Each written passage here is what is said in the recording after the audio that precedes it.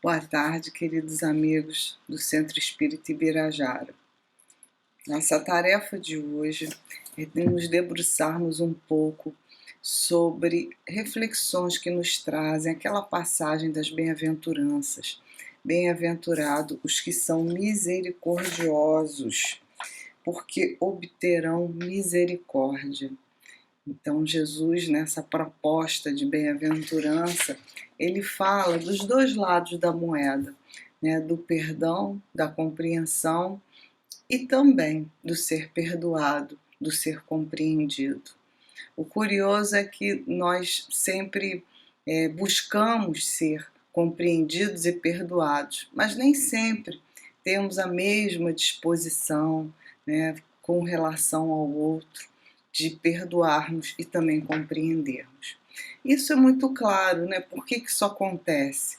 Porque ainda somos pessoas cheias de orgulho, e ainda nos consideramos pessoas muito valorosas, então a nossa dor, a nossa mágoa, o que acontece que interpretamos como sendo algo contra nós, é sempre mais relevante do que aquilo que fazemos ou que o outro compreende com relação às nossas atitudes.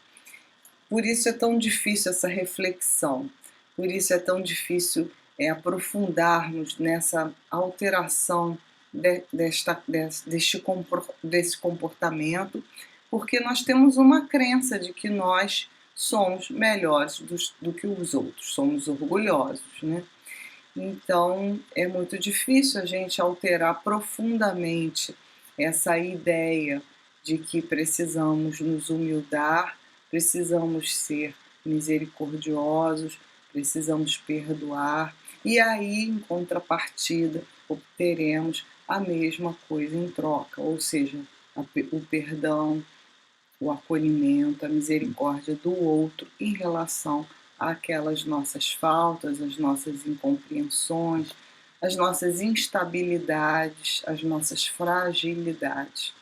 Então, para que se possa modificar um comportamento em profundidade, é necessário mexer com essas crenças de que precisamos do perdão do outro, por exemplo, né? A maioria de nós se acha tão íntegro, tão bom, tão generoso, tão correto, que pensa que não precisa do perdão do outro. Acho que uma boa forma de começar a pensar sobre essa via de duas mãos, a misericórdia que nós devemos despender ao outro e também aquela que nós gostaríamos de obter, é pensarmos sobre quais são os pontos nossos, as dificuldades nossas, as fragilidades nossas que precisam da misericórdia do outro, que precisam do perdão do outro. Então, primeiro, experimentar esse lugar de fragilidade, compreender a própria fragilidade. E eu acho que naturalmente a gente vai diluindo esse orgulho ao ponto de compreendermos onde que o outro também precisa da nossa misericórdia.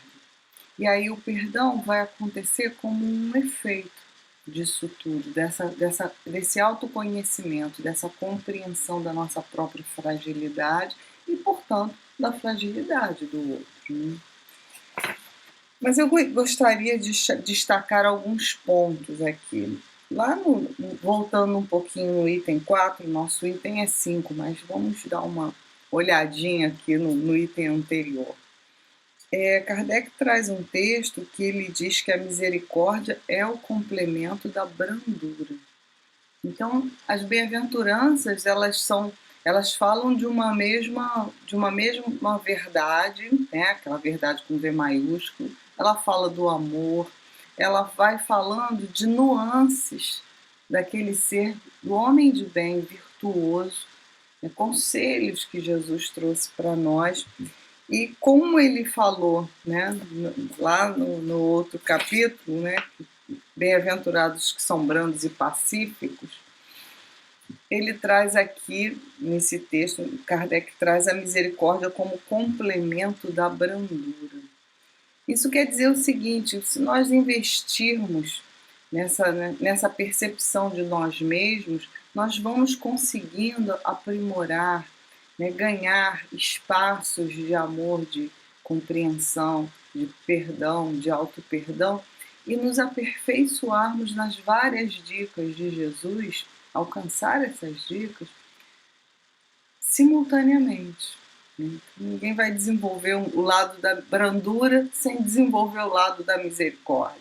Então, esse desenvolvimento da alma humana, esse amadurecimento psicológico da alma humana, ele ocorrerá gradativamente, simultaneamente. Então, ao mesmo tempo que são tantas as dicas, tantos os conselhos, isso pode parecer assim, nossa, eu não vou dar conta disso tudo. Na verdade, nós estamos falando de uma mesma coisa, que é o amadurecer, a ampliação da consciência, de se perceber como se é, pequeno, frágil, né? Outras vezes forte, valente, corajoso, e também perceber que o outro tem essas nuances. Né? O outro também é pequeno, frágil, inseguro, mas também é valente, corajoso, em outros momentos, em outras experiências que já foram treinadas, apreendidas, elaboradas. E naquelas experiências que ainda somos inseguros, rateantes, ainda somos pessoas sem a maturidade, precisamos adquirir esse tônus, precisamos conseguir galgar essa maturidade. Isso tudo faz parte desse processo de crescimento espiritual. E essas virtudes a serem desenvolvidas, como a brandura, a misericórdia, a afabilidade, né? E lá no capítulo dos bem-aventurados, os brandos e pacíficos, há um texto que Kardec chama a atenção da necessidade de nós desenvolvermos a afabilidade e a brandura interiormente, não no comportamento. Então ele cita até o exemplo de pessoas que para fora de casa são incríveis, são brandas, são calmas, são pacíficas, e dentro de casa é um horror. Então, na verdade, não adquiriu isso em profundidade.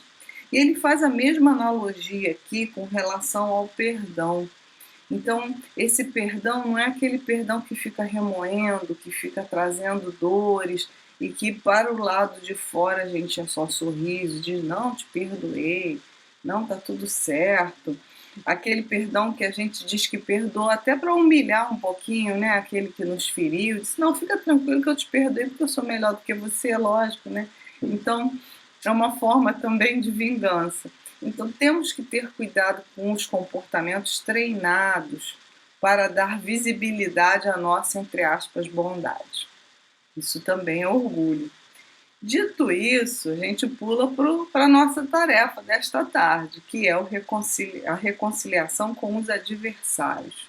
E aí eu vou ler a passagem de Mateus que Kardec traz para nós, e depois a gente vai fazer alguns comentários em cima do texto do Evangelho, e eu trouxe também alguns apontamentos do livro de Joana de Ângeles, No Rumo da Felicidade, em que ela vai falar das contendas, dos desentendimentos, das brigas, e aí a gente vai desenvolver um pouquinho em cima desse olhar de Kardec, do Evangelho, com base no ensinamento de Cristo e de Joana de Ângeles. Bom, a passagem de Jesus é aquela do reconciliai-vos o mais depressa possível com o vosso adversário, enquanto estáis com ele a caminho, para que ele não vos entregue ao juiz, e o juiz não vos entregue ao ministro da justiça, e não sejais metido na prisão. Digo-vos em verdade que, daí da prisão, não saireis, enquanto não houverdes pago o último centil. Essa transcrição é de Mateus, capítulo 5, versículos 25 a 26. Então vejam, a gente está falando aqui de misericórdia, mas também está falando de liberdade. Porque a consequência da não reconciliação o mais depressa possível, enquanto estás a caminho. Então já é algo que a gente tem que né, ligar o alerta vermelho. Eu posso não estar a caminho com o meu adversário lá no futuro, em algum momento. E se eu não tiver condição, se eu não estiver nesse caminho de reconciliação com o meu adversário, serei lançado à prisão. Quer dizer, perderemos aquilo que nós mais amamos e mais precisamos e mais almejamos, que é a liberdade. Porque muitas vezes a gente pode se perder achando que existem outros valores mais importantes que a liberdade. Não, mas a liberdade é a base de tudo. A liberdade de consciência, a liberdade de escolha, a vontade, né, que é despertada a partir da liberdade de se escolher algo bom, positivo.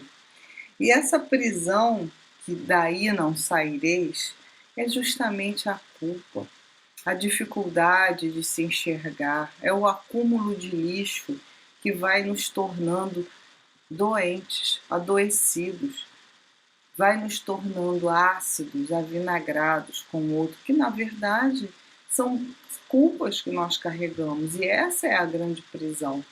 Por isso que nesse sentido a misericórdia é a libertação. Misericórdia é igual a liberdade. Quando nós vamos procurar o outro para nos reconciliar, nós estaremos promovendo para nós a libertação de algum ponto da nossa vida, de algum momento, de alguma atitude em que não fomos felizes. Seja essa atitude pequena, seja essa atitude terrível, grandiosa, muito danosa, né? Nós vemos algumas tragédias que acontecem e que sabemos que levarão encarnações para que essa reparação aconteça, né? Tamanho o dano. Estamos vindo de histórias como essas, de tragédias. Cada um com as suas questões, com as suas dificuldades, com as suas doenças já adquiridas em relação a isso. Então, temos esses espaços de prisão e precisamos ir nos libertando dessas prisões no mesmo momento, em concomitância essa reconciliação, que é, em última análise, o nosso refazimento deste caminho equivocado, né? É a reparação do mal. A reconciliação é a reparação do mal que fizemos a outrem ou a nós mesmos. Então, nós precisamos, com uma maior urgência, fazer essa reconciliação e se reconciliar para que nós estejamos livres das culpas, das doenças, das nossas angústias, dos nossos conflitos. E aí alguns podem pensar, nossa, mas então se eu conseguir reconciliar com todo mundo e comigo mesmo, então pronto, já estou no paraíso, é isso aí. Não, ainda sobrarão muitos embates, muitos relacionamentos que deverão ser construídos, muitas virtudes que deverão ser adquiridas, aperfeiçoadas.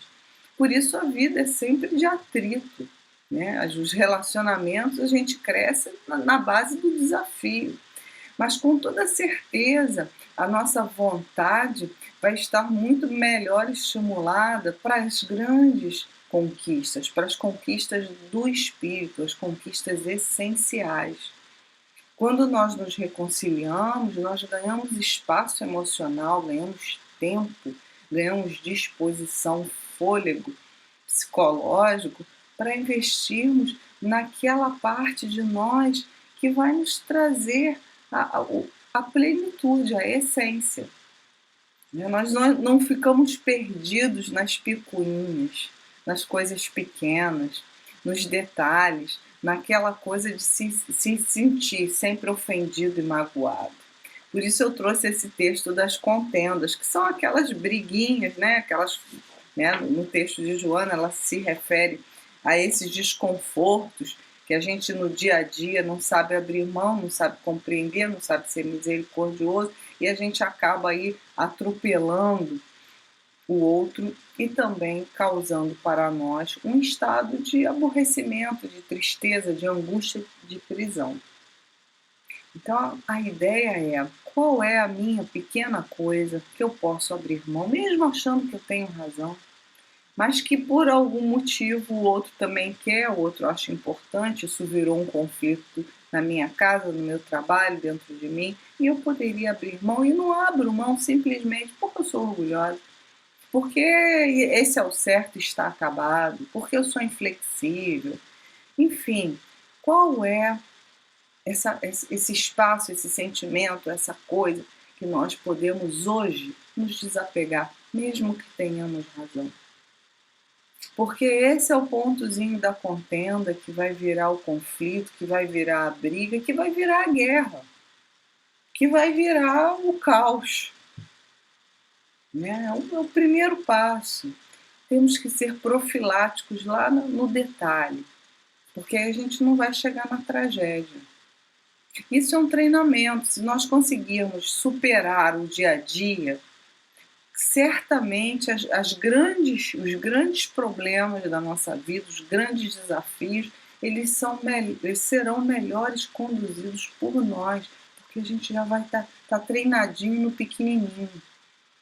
Então, quando vier o grande, a gente vai ter a calma, a respiração, o autocontrole, a tranquilidade, a misericórdia, a sensibilidade desenvolvida de se colocar no lugar do outro e não piorar, né, o desafio, a tragédia, a dor que porventura estivermos envolvidos ou que nos atinge ou que nos sensibiliza.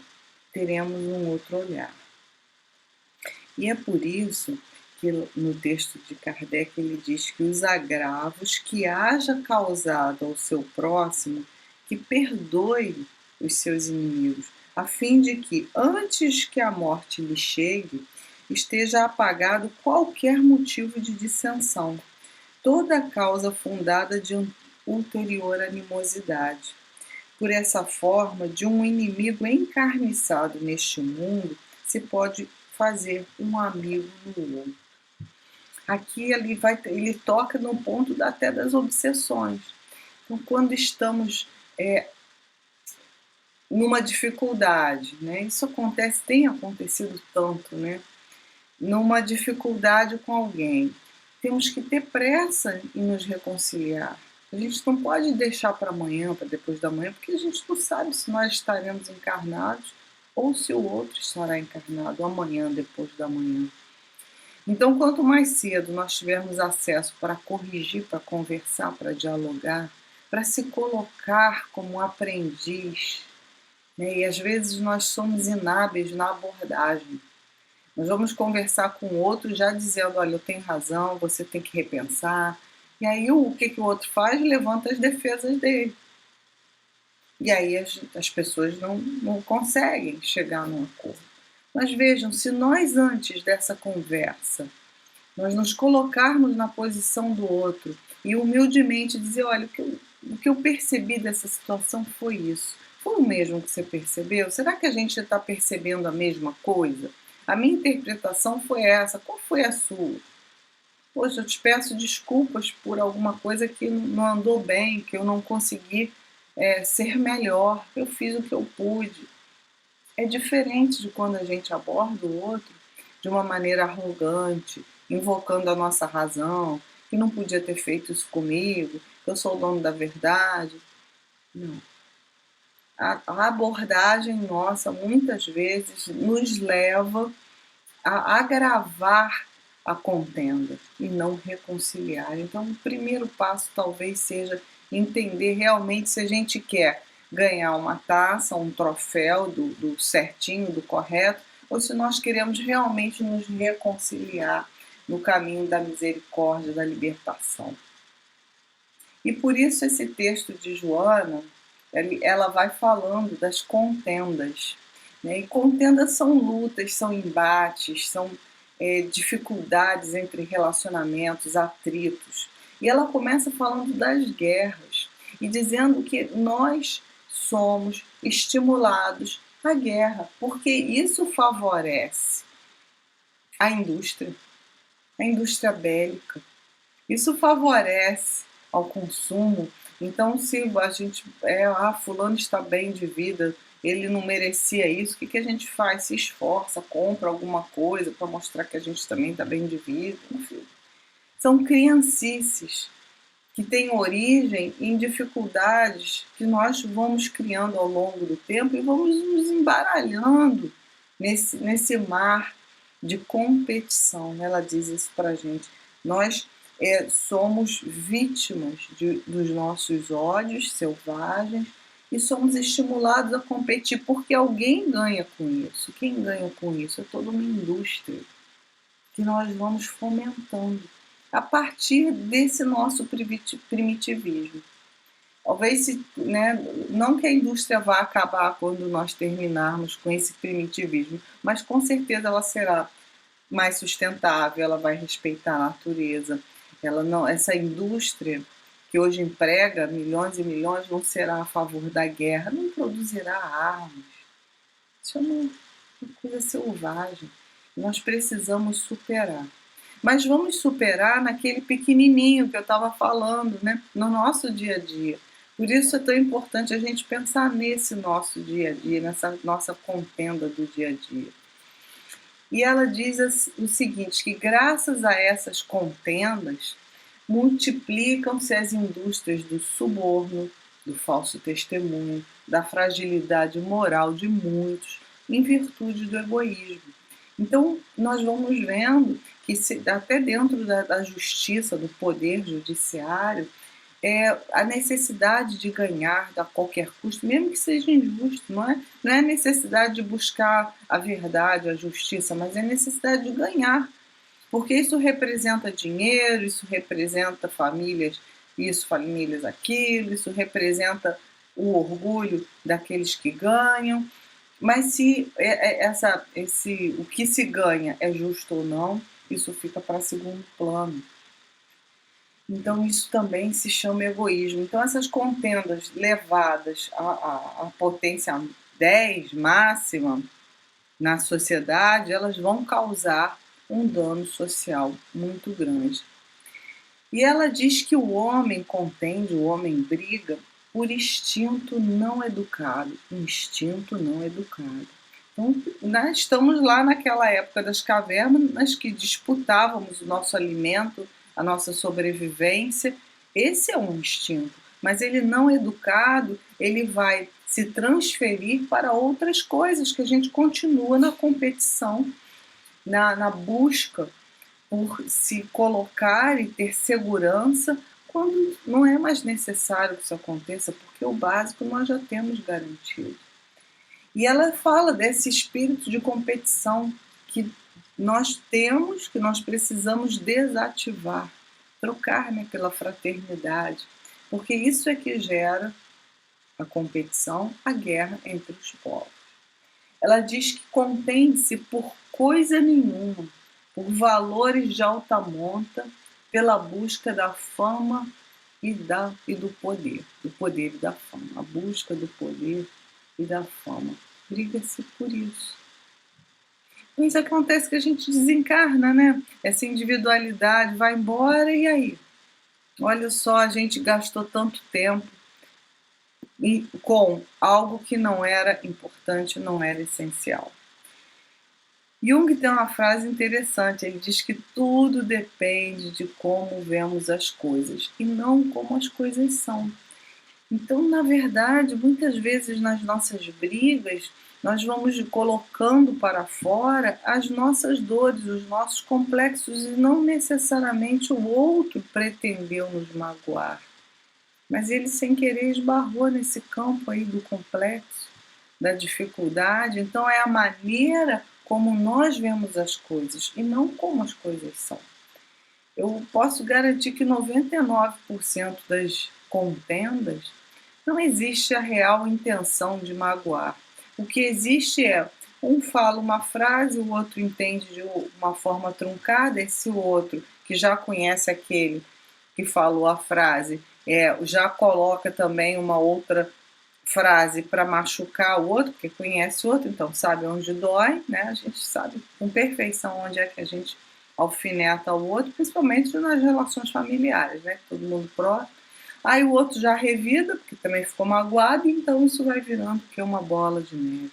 Mas o começo, se nós formos olhar mesmo, separar tudo, o fato é uma bobeira, inteiramente desconexo de tudo que aconteceu, de tudo que se levou.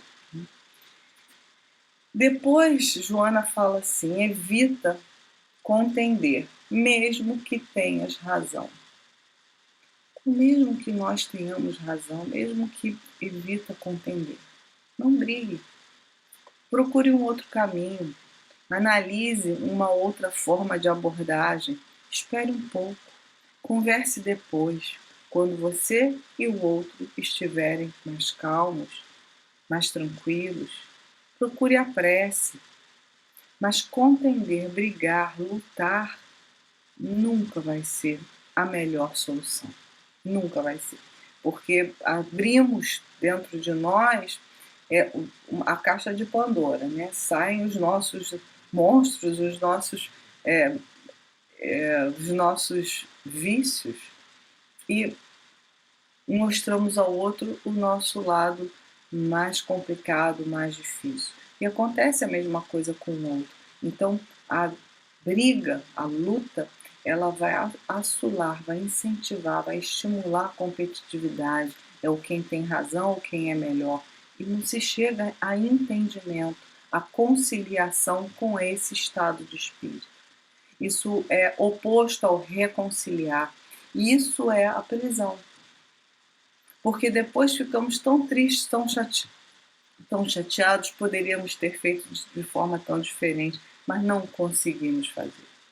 Porque deixamos passar o momento de calar. Então evita contender. Não que devas, ela falando, permitir que os discutidores, os astutos, os ambiciosos tomem conta do mundo e administrem tudo. Então ela não está propondo a submissão, não está propondo que nós sejamos alheios ou tenhamos um comportamento infantilizado diante dos discutidores, dos astutos, dos ambiciosos. O que ela propõe, e isso é muito, muito importante, é que não lhe sintonizes, porém, nas mesmas faixas de ondas morais. Melhor que te sintas prejudicado, evitando contender, do que triunfar em condições desgastantes, perturbadoras. Então, a proposta dela não é de omissão, não é mais difícil que isso. A proposta dela é de ação com inteligência, identificando esses astutos, esses ambiciosos, esses discutidores, que em muitas situações somos nós mesmos, precisamos identificar também isso em nós, não achar que é só o outro, mas a gente tem que não sintonizar com essa onda moral, não sintonizar com essa faixa. Compreender, lidar com ela, ter equilíbrio, saber o momento e a abordagem de colocar essa questão para o outro e para nós mesmos, mas não sintonizar. Sintonizar é se afinizar, é agir, né, de forma a estimular esse comportamento danoso. Então precisamos ter esse cuidado. É mais difícil, né? Ela diz que ganhador é todo aquele que permanece em paz diante de qualquer resultado. Esse é o ganhador. Então, quando o ganhador aparentemente para o mundo perde, mas ele está tranquilo, ele fez a sua parte, ele procurou fazer o seu melhor, ele não procurou contender, brigar, lutar, desmerecer o outro. Ele está ali tranquilo. Está dentro do tumulto? Está dentro de uma situação difícil, de um desafio? Sim. Mas está em paz consigo mesmo. Ele fez o seu melhor. Esse é o ganhador. É que nós temos a visão do mundo, né? Do ganhador é aquele que na competição conseguiu a melhor parte, obteve o troféu, foi reconhecido como o melhor isso e aquilo. Só que nem sempre esse está tranquilo, porque muitas vezes ele se utilizou de subterfúgios, não é exatamente isso que ele sentia, ele se valeu de um comportamento ardiloso, ambicioso, astuto, né? Ele se valeu do cansaço do outro, de tanto que ele discutiu e o outro cansou. para obter alguma coisa. Esse não tem paz, esse está na prisão. E é exatamente disso que nós estamos falando. Depois, Joana coloca para gente, para finalizar, que Jesus teve essa clareza, né? O nosso mestre, nosso modelo e guia, ela diz que entre os contendores que habitualmente tentavam o mestre, então quando a gente está nessa posição, quando a gente consegue, né, um pouquinho dessa tranquilidade, desse paz, desse resultado de paz nas nossas atitudes, nós vamos encontrar os que vão nos provocar, né? Nesta vida e também os lá, né, os nossos companheiros desencarnados vão estar nos assolando. E o mestre tinha, né, essas pessoas encarnadas e desencarnadas de regra. E mesmo assim ele se mantinha sereno e não lhes oferecia a importância que eles se atribuíam. Então veja, enxergar com misericórdia que aquele que está procurando disputar conosco alguma coisa, né, numa visão equivocada, ele também se atribui um valor que não tem. Mas a gente vai dizer isso? A gente vai levantar essa questão? Não, cada um no seu exercício de autoconhecimento que vai descobrir. A gente precisa tratar da nossa parte, né? A gente precisa tratar da nossa porção de orgulho e egoísmo. Do outro vai tratar. Quem sabe até trate pelo nosso exemplo de sermos melhores. Daí o nosso compromisso, né? Na casa, no relacionamento, no exemplo, no trabalho.